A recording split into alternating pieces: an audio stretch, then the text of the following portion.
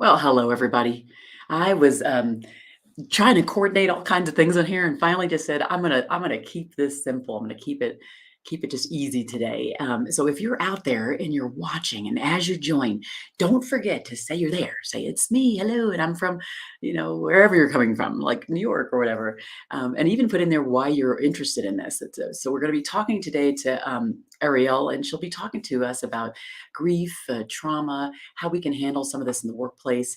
But we're here at the listening table, and the whole purpose of this is for me to be able to like look at different industries, different job functions, different positions in the companies, all workplace focused, but really looking at how important listening is in that space. So today we'll be diving deeper into trauma and grief in the workplace and figuring out how we can use the skills of active listening to really bring that forward to meet people where they're at in their shoes as whole people, and also creating safe spaces to actually talk about that. So today my guest is Arielle Sokoll, and of course I wish I can say her name, so I'm going to say Arielle, and then you can let her actually say your full name because it's a hyphenated name. So here she goes.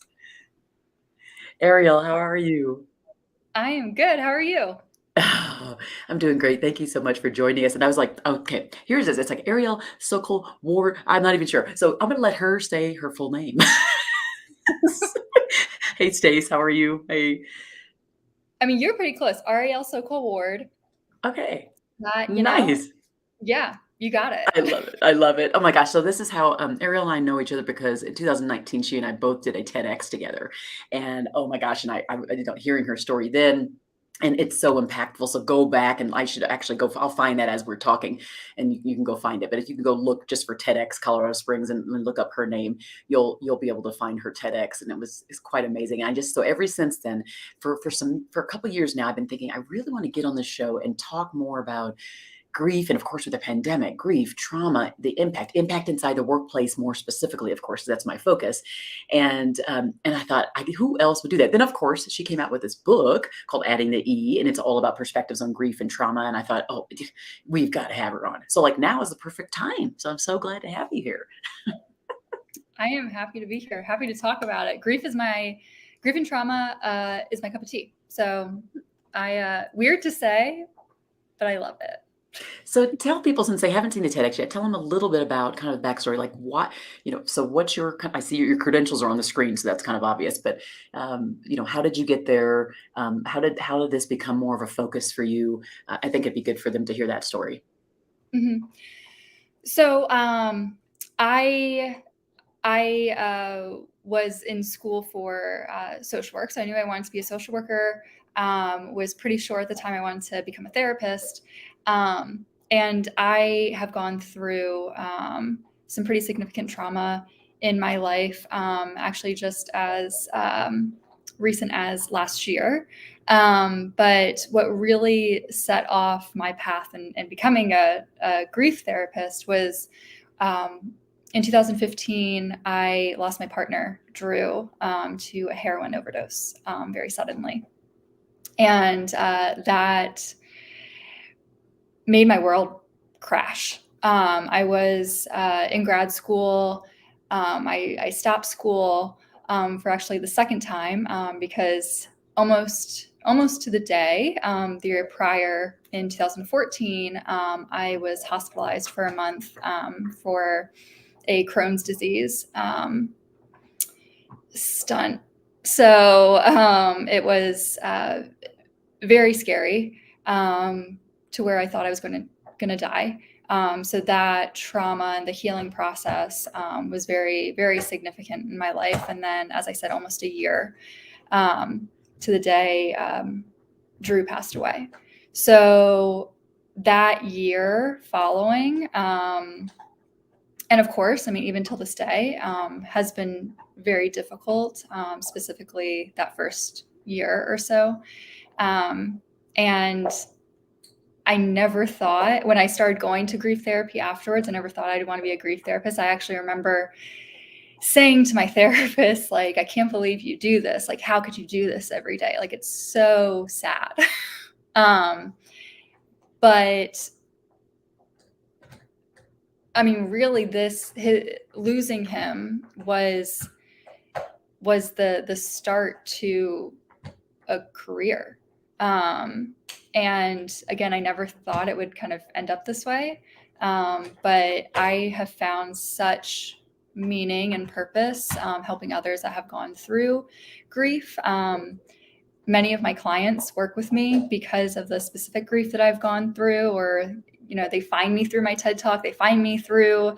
No one's found me through my book yet, just because it just came out. But reading my website and seeing or like reading something I have like published online and connecting with that.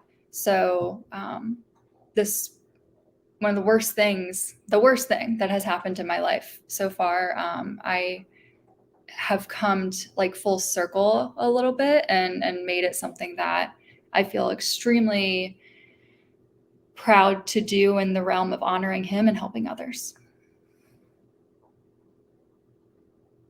Oh, I can't hear you.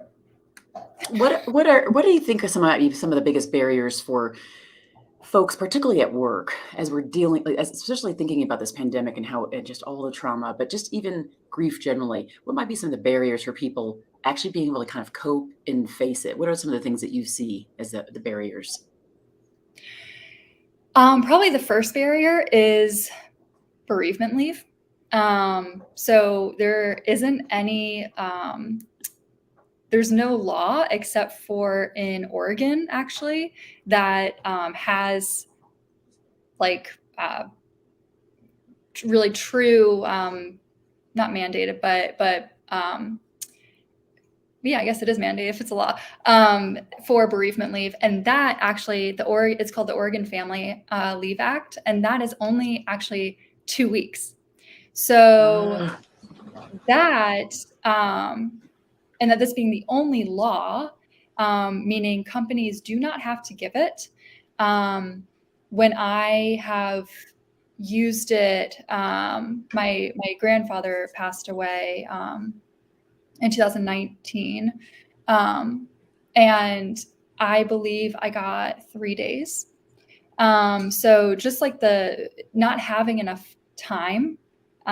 There's also something called the funeral leave, which is sometimes similar to bereavement leave. Sometimes it's not, but bereavement leave gives you the extra couple of days to feel your feelings, grieve, and then you're back at work. And I think a really large challenge is that we do not value or honestly respect someone's loss. And within that bereavement leave, even if you get it, a company generally will say who you get that bereavement leave for. So that could be generally for parents, grandparents, a spouse, a child, a domestic partner. However, siblings, aunts, uncles, nieces, nephews, friends generally are not included in that. Pets are not included in that. And there is so much research saying that when someone loses a pet, there's the same feeling. So companies not giving that time, I think, is probably the biggest barrier.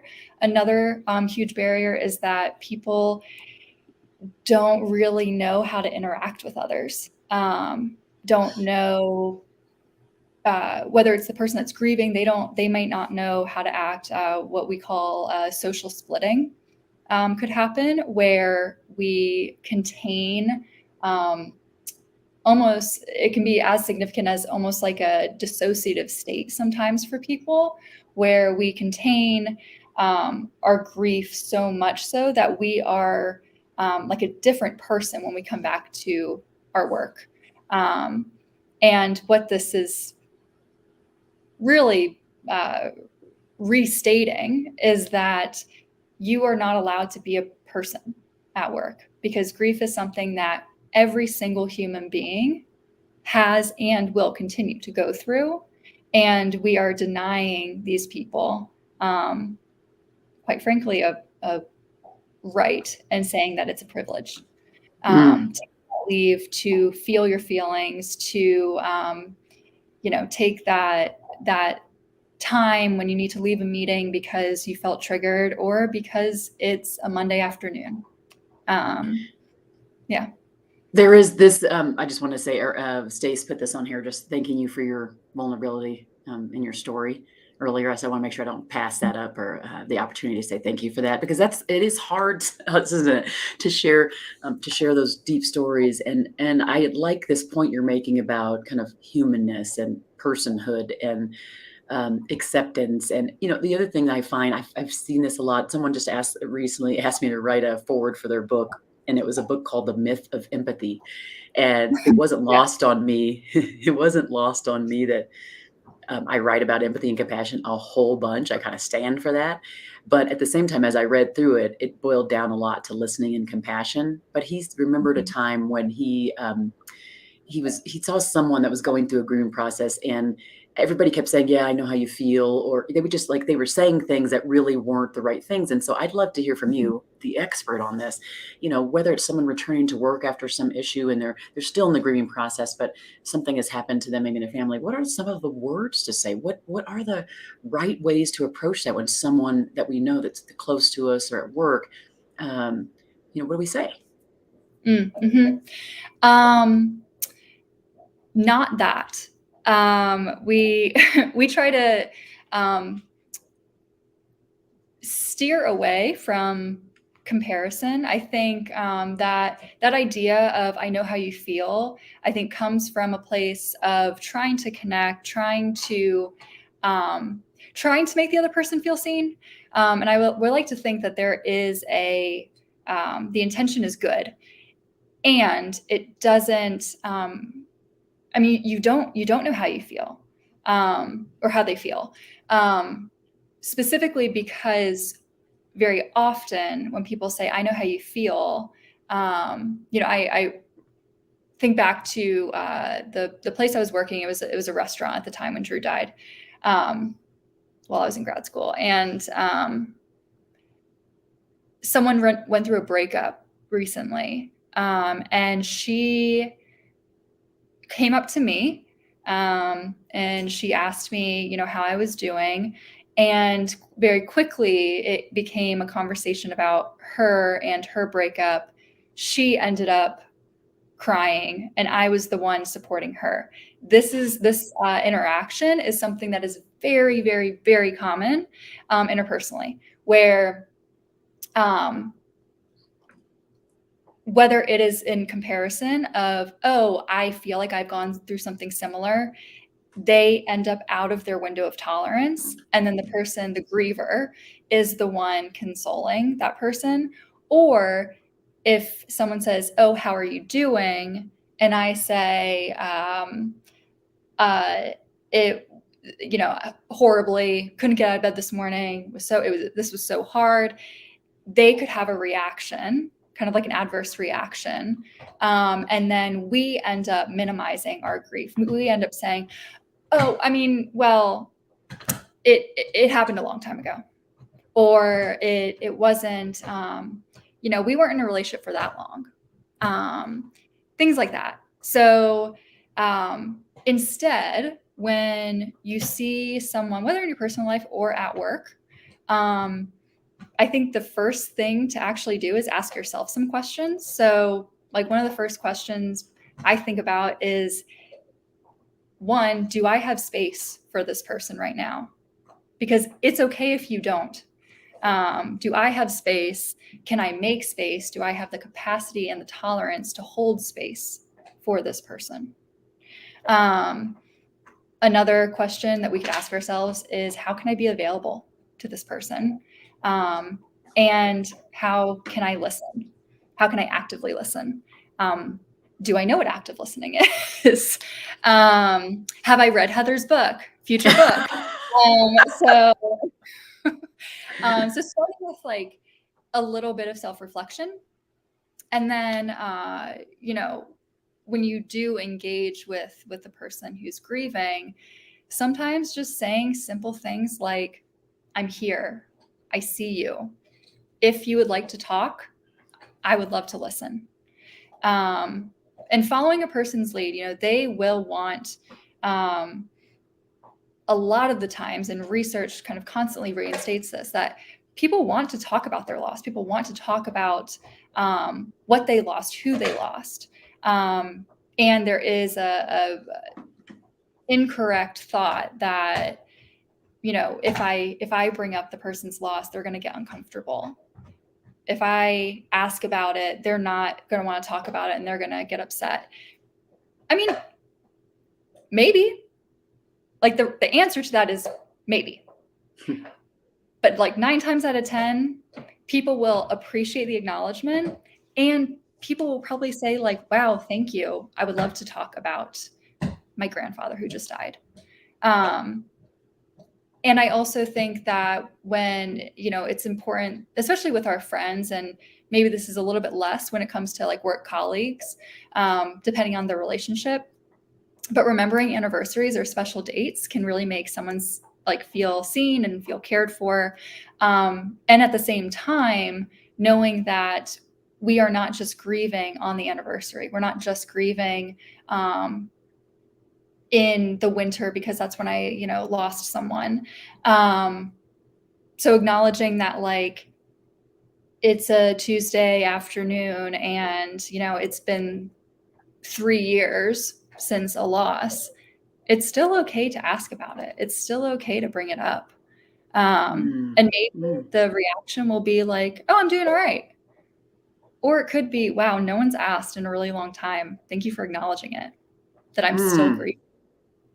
That's powerful right there. Because it is so true how much fear we harbor about having those kind of conversations, and going deeper when we feel like we want to connect with them. We want to let them know that we are there for them, but just not knowing the right words. So I appreciate you giving us some of that. And then that idea, I really hadn't thought about that before, but if I know that a team member has lost someone, even if it was like 5-10 years ago, but I know the date, just as we might send them an anniversary card or send them something for the birthday or talk to them about it, or say, well, to mention that on that anniversary, it shows a level of respect, a level of importance we place on them, like more of a, again, that personhood thing that you talked about earlier, and the connection that we can have with them, that we can go deeper because it's such an important day for them. I was awful at this. My husband lost his father a while back, and I remember I would forget the date. Often I forget a lot of dates. By the way, I forget a lot of dates. Let me just put it that way. So it's awful. So I would start to put it on my calendar because I was like, otherwise, with all the things for kids and all that stuff, it was hard. So I wanted to be like, okay, I wanted to be thinking about, as I saw how he might be that day. Without, I wouldn't always mention it. Sometimes I would, but it'd be like, how is he out? How can I see him being different today? And that way I know why too. I know the why behind it because he's like super thoughtful. He's thinking about it. He's having a hard time. He's struggling through it. And then I can try to help him through it. But there is a discomfort that comes with all that. And so here's what Stay says, which is kind of along the lines of what we're talking about. And so you can go a little deeper if you want to. But it's what are a few of the most important ways, like coaches, leaders, colleagues, whoever can compassionately support our colleagues who are experiencing grief, or even those grief and or trauma who have gone through it and we are aware of it. What's the best way to support them? So I think that, depending on the culture in the workplace, a lot of places have like EAPs and access to mental health care. So whether that is reminding them, whether that is asking like, what's your support like? How can we better support you as a company? How can I be flexible with you? Recognizing and wanting maybe a more connected relationship during this time. Again, allowing this person to feel seen within their grief, because they are a changed person. And they quite literally cannot function the same way that they were functioning before, whether or not they have that containment. Because kind of like that, the containment of like the social splitting, like I was talking about, there's still like like if I push it down enough, it's not going to come up. If I push it down enough, then I can deal with, these other tasks that I have or my everyday job. And it won't come up for me. But the thing about triggers, like what makes something a trigger is that it's a surprise, is that, we might not have, a hint before. So having the workplace and the leadership be very flexible. If I need to leave a meeting, know that it's not me being rude. It's me actually being self-aware, and taking time. Mm. Also having like at the same time, not saying, if you feel like you're going to cry, please leave. But making human emotion, crying, being sad, which is a very important, very normal emotion. Sorry if you hear my dog sneeze, or playing in the background. Like taboo or shameful, because it's not. And it's also like very, very, it's an important part of their grieving, so they can go back to as much of a like normalcy as I'm sure they also want. But when we add shame and very strict barriers and boundaries, it's not helpful really to anyone, because they're not able to do the work that we are expecting them to do. So being flexible, whether, especially now, whether it's like, if you feel like, working from home a couple of days a week would be helpful, like, let's try to make that happen. Or if you need to have your camera off during a Zoom meeting, like, that's okay if you don't feel comfortable having it on because you've been, on and off crying all day. Being flexible with them, I think, is probably the number one thing. And then also offering that listening, thinking about, if you were in a similar situation. Again, we can only think so much about that, because let's say I lost my mother, you lost your mother. It is still extremely different situations. And maybe asking permission. I know you've lost your mother, and that, I'm sure has been such a painful experience for you. I'm wondering if it would be helpful if I disclose some of my feelings when I have lost my mother. And people will generally say yes or no. They like the permission because it puts them in the driver's seat of like, where do I want this conversation to go? Because it is very helpful to have, for some people, to have the commonality, to feel like I'm not the only one going through this, because grief is incredibly isolating. But just acknowledging the pain, not just the sadness, not just the loneliness, but the physical pain that comes with grief and the loss. Acknowledgement is huge, huge, huge, huge. So for those who are maybe joining, I just want to say this because you may not know the backstory, but I'm speaking with Arielle Sokoll-Ward, and she's a licensed clinical social worker, but her focus is really on grief, so grief therapy. And she and I did a TEDx in 2019 that you should definitely go check out. It's just, if you go to TEDx and look up her name, you'll find her. It'll find it, and it's amazing just to hear her story.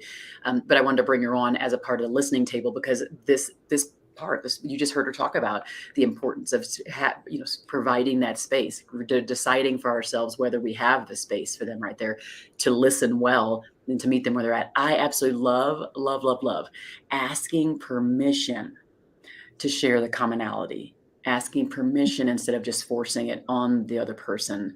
And as we think about empathetic listening to begin with, I love that it's just a new way of doing it, of always asking permission first before we immediately, like you say, like Trent's book, the book that I'm writing the forward for, like just automatically making it about you, and it's not about you.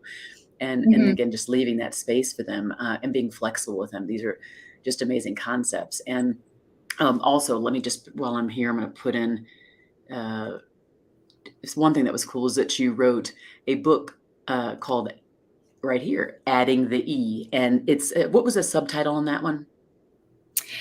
Perspectives of grief through recounts, letters, and poetry. Yes. So it's just beautiful. And if you're dealing with this at work, and even if it's not at work, even if it's at home, right? If we're dealing with this as we're whole people, so it's inside and outside of work. You have friends that you're dealing with grief, or you have friends who are, and you know it, and you've always just had a hard time figuring out how to relate. You want to be there for them, but it's just so hard. And so that's what we're here with Arielle to be talking about. What are some approaches we can take as anybody who you know is dealing with grief, some are dealing with had some kind of trauma in their lives. How do we help them get through it, and how do we show up for them? So I don't know, Mhm. what other context would you like to provide for us there too, Arielle? You know, being aware of your tolerance to something. So there's something that I talk about a lot in with my clients that is called the window of tolerance. This is a very pretty ideal concept in therapy, but specifically trauma therapy, where we have a window of tolerance, and on the opposite side, or on the sandwiching sides of that, we have hyper arousal, hypo arousal. So our window of tolerance changes sometimes throughout the day. Um, you know, if you leave the house and you're feeling good and then you get into a fender bender on the way to work, your window of tolerance for the rest of the day is probably going to be slightly smaller, and minor things are going to get you out of that window of tolerance. And when we are out of that window of tolerance, we cannot listen, we cannot really comprehend information. We're not communicating in the right way. So, noticing that if we feel triggered, if we feel outside of our window of tolerance, and we know that someone um, has gone through a loss, and maybe mm, I've I had a client share with me that when she recently returned to work, there were a couple of employees that got her flowers, um, and because of a recent loss that she had had, and like all like arranged like for like a coffee date thing like later on that week, and I thought, you know, I was hoping that those people checked in with their own window of tolerance and said, "Okay, is this something that I can," like, asking those questions, "Do I make space for it? Can I make space for it?" Um, so having that self-awareness before you even start the conversation would be very, very helpful. Um, I also think that, learning some grounding exercises, that can be helpful to, like, share with the grieving person or to have as you yourself return to work. There's things like, what I call 5, 4, 3, 2, 1, where it's 5 things you see, 4 things you can touch, 3 things you can hear, 2 things you can smell, 1 thing you can taste. So using sensory. There is a concept in DBT, which is dialectical behavioral therapy, which is something I rely on a lot in the therapy that I do. It's a skill based therapy, so um, it's helpful like in all ranges of life and all like in so many situations. I joke with my clients that if I were queen, I would like have a DBT class in elementary schools. Because just like how different would human beings be if we learned these skills as children, and how much regulation we would have. So there's a concept in DBT called the middle path. So this is finding the and. So instead of saying, um, I lost my partner, But I mean, I'm doing all right. It was a long time ago. I lost my partner, and it was a few years ago, and I'm doing all right. Changing the "but" to an "and" is not something that we generally have in our language, but when we say "and," it helps both sides of that sentence. It's validating both sides of that sentence. So, I had a really hard day at work. I cried a lot of the day, and I went to work today. So, having that and finding that is, like, quite literally a game changer for a lot of people because, again, we can use this beyond grief, beyond trauma. We have a busy day or our dog, had an accident in the house. Like, my dog peed in my house and I love her, you know? Like, it's very, very diverse. Um, I love that. I love the and. I try to use and a lot, and it's because for me, I remember in law school, they taught me that if I say "but," then I cancel out what I just said before the thing I'm about to exactly, say. And exactly. yeah, so now so even my husband does it. He'll hear himself doing it, and he'll just say, "And," like, I can hear him doing it. Uh-huh. And it is true. So it's we get it, we all get in that cycle. But I love that, and I also love the idea that the "and" creates the validation for both sides of the statement, that we can be both things at the same time, that we can be grateful for something that happened to us that was also traumatic for us. Those types of things, which Mhm, are most people, it just completely throws them off. Like, it's like, "Well, wait, you can do both?" Um, mhm. right? Yeah, go ahead. And to go off of that, I think, like, some of the people that I work with, or the people that I talk to or give talks to, they see what I've done with this seriously traumatic event in my life, um, making a very, very meaningful and something I'm very passionate about and very grateful for to do every day. I love what I do. I can't believe I do what I do and people pay me for it. Like, it's amazing. And to to get through grief and truly going through, not getting over grief, getting under grief, trying to hide from it, trying to push it down and pretend it never happened, but getting through grief is a continuous process, and you don't have to find gratitude. You don't have to find, um, meaning. You don't have to find a new path in your career for you to get through this, for you to, be successful at it. I think there is a lot of comparison, especially when we watch things like TED Talks and, like, we get inspired of, like, "Oh, I hope I can do this one day. I hope I can inspire people one day." And that's great. I hope I inspire people.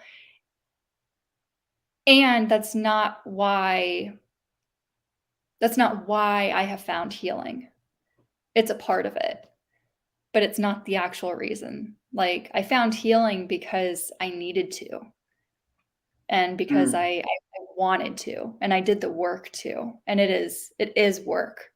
Um, and it just so happened that I was already on the path to a career that gave me the space.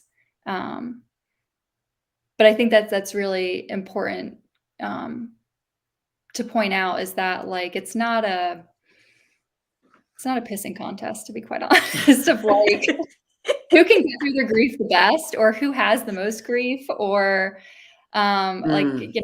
to one up on the positive or the negative side. So Oh, it's so funny. I remember I use this, like, my kind of foundational story in all my talks or workshops. I use that story, but I'll say to people, like, this is not a comparison thing because there's going to be other people in mhm, the room that have, like, much bigger adversities, right, in their life. It's not about that. It's the learning that I'm hoping you can get, it's the spirit of it that I want to impart on you, not the fact that I'm trying to, like, fluff it up more. And so it's like I don't need to have levels and levels. Oh, and there was this, and then there was this, and there's like right, 25 things that I can layer on this to make you feel like, wow, you've had like the easiest life ever. And it's like, no, no, that's not the point. Like you said, the point is the Mm. level of connection, the level of awareness, and trying to like pass on skills. I 100% agree with you on that. And it's so easy to go down that road. It looks like Kavita, I'm going to put this on the screen. She's asking you a question. How do you help children or teenagers experiencing grief sail through smoothly? Like any tips for just like teenagers in specifically? Mm. Mhm. Um, so I will say I don't work with kids a lot. I have. Um, I I don't love working with kids because I don't love working with their parents, if I'm being completely, uh, transparent. Um, but I do think, similar to I believe in a lot of honesty with kids, because kids are smart and kids pick up and they're little sponges. And if they don't hear it from a trusted adult and a safe adult, then they're going to find it specifically nowadays on the internet, on TikTok. And, you know, I am rubbed the wrong way sometimes by these TikTok therapists that aren't really therapists. So, I can I see that. but I, we don't have time to go into that. But starting early, like asking, making death, um, not a bad word. Just like, Mm, I think I do, like sex therapy in my practice as well, and I'm a very sex positive therapist. And so, I do talk to parents a lot about, how to talk to my kid about sex, and not making certain words bad words. And I think death is a bad word in so many, not only households, but places. Like, oof, oof, we don't talk about that. Um, mm, but it's like, we're all gonna die. We're all gonna die. And things end all the time. That's what and that's what life is, like, almost every single thing will end. So if we don't have, like, conversations early with our kids about, do we know what death is? Do we know what dying is? Do we know it's forever? What's that concept like to a child? Um, Usually, like, if there are pets, like, children might experience the death of a pet, and, like, really going through that with them, not having this, like, "Oh, well, I mean, she's she's 8. She'll get over it. She probably won't remember the dog that much." Um, but hmm, as a therapist that works with adults that have lost pets and lost, individuals at 8 years old, they do. And they spend a lot of money on therapy for it later on in life. So, um, wow. having conversations. I think that there's a lot of, I lost my grandmother when I was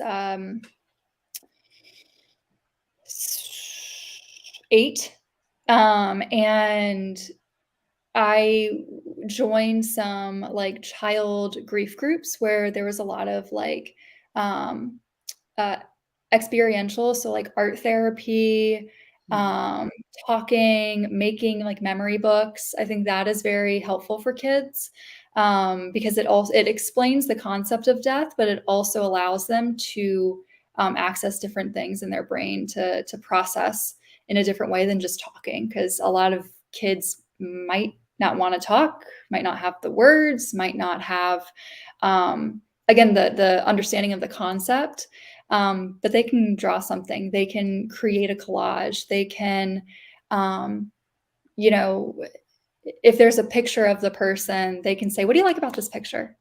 How do you feel about this person?" And keeping that for a year later, 5 years later, in adulthood, it's connection. It's connection to your child self. It's connection to that person when they died, you when they died. Um, mm, So having that resource for them is very helpful. Um, when we think about like things that we can do to help help a child with anticipatory grief. So we have anticipatory grief, which is like when we know that there's going to be a loss. So this can be a death that's coming in the near future. We see this in with collective grief as well. So like we saw this in COVID a lot. So we continue to see the loss around us. And we know that more is probably coming down the line. So talking about, we might, do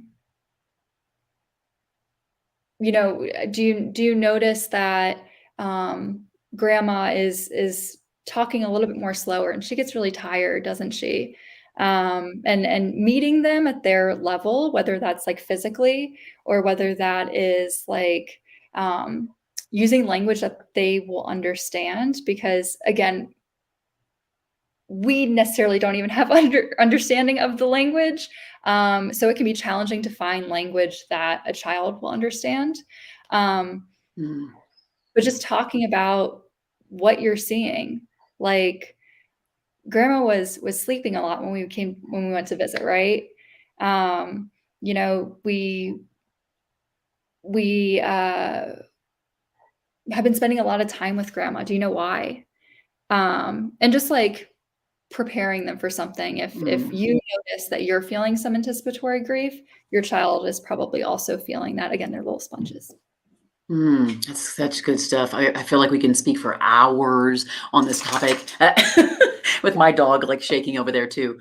Oh gosh, this is good. So, okay, there's two things that first, for everybody who's seeing that thing scroll across the bottom. If you are interested in learning more about grief, and Arielle has a book, it's Adding the E, and there's like a subtitle about perspectives. I can't say it, but right there, I put the link. You go straight to Amazon, and it is there, and you can go get a copy. But Arielle, there was another thing I think that you were interested in talking about as it relates to like how this can translate into the work environment and what we might be offering in that regard.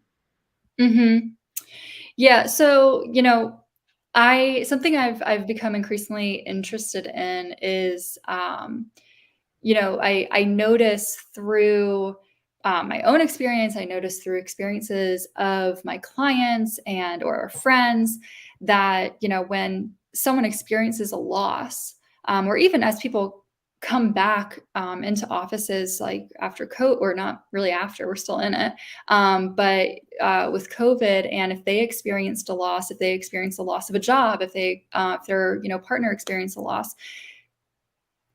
everything that we have all experienced collectively, as well as the individual experiences that we have. Like how do we talk about this? How do we create an environment that feels safe? So like as humans, we typically show some anxiety or fear to what we don't know. So giving companies or employees or leadership an opportunity to learn skills around effective interpersonal communication, around the topic of death and grief, is overwhelmingly positive and a skill that most of us don't intrinsically have. So we do see that like a lot of companies have added and incorporated different onboarding and annual trainings and requirements around things like company policy and sexual harassment and cultural competency. And even we are seeing like an overdue progressive stance with programs on anti-racism and like active shooter protocols. And of course, with COVID as well, COVID safety. And like we have these things in place because enough people got pissed off, hurt, killed, or like simply affected. It became important enough. So if we gloss over the importance of learning the communication or how to hold space or creating a workplace and a company culture where human beings feel supported and acknowledged during what is like an unbelievably isolating and misunderstood time in life that we actually all experience in one way or another, would be a really missed opportunity. So I feel like having, in currently and more so in the near future, creating a program or a talk where I can go to companies or whether it is the leadership or the company itself with the employees saying, you have a training for all these other things. Let's train on empathy. Empathy can be a learned skill. Let's train on communication. Let's train on, again, making a culture, making an environment that feels safe to come back to work when you do not feel like the world is safe anymore because of this loss, because the world, God, cancer, whatever it might be, took a person from you, took a pet from you, took a home from you. Mm. So having a resource for companies that can create that culture, that we can have real conversations. Like I lean on authenticity the most probably in my practice. I feel very lucky and confident that my practice is based on me sharing my vulnerability and sharing my authenticity. And that is why I've had a wait list for a year and a half. That's why I got a book deal. And I think that, the more authentic we can be, the more human we can be and acknowledge that other people are also human. Mm. There is no negative. I don't know about anybody who's watching this or who will watch this in the future. I feel like I just want to sit in this. And this is like, why do you, hey, I've got my cup of coffee. Being with Arielle Sokoll-Ward has been, oh man, this is awesome. Like I said, you're going to have to come back. I think we can talk about other topics for sure. And I have a feeling this won't be the last time you and I work together, given the fact that the work we do at Employee Fanatics is about creating safe spaces and creating a listening culture for organizations so they can get to the bottom of what their people want, meeting them as whole people. Making sure that we, can help increase the idea of DEIB, diversity, equity, inclusion, belonging in that place, where we meet people where they're at and look at them for not just who they are at work, but what they bring in from outside of work and how that impacts that. So this filled me up so much. I so appreciate you there. Oh, again, hopefully everybody who's out there, Ashley and Dirk and Kavita, and whoever else out there who has not identified themselves in the comments, you will watch this later. And again, don't forget to go pick up her book.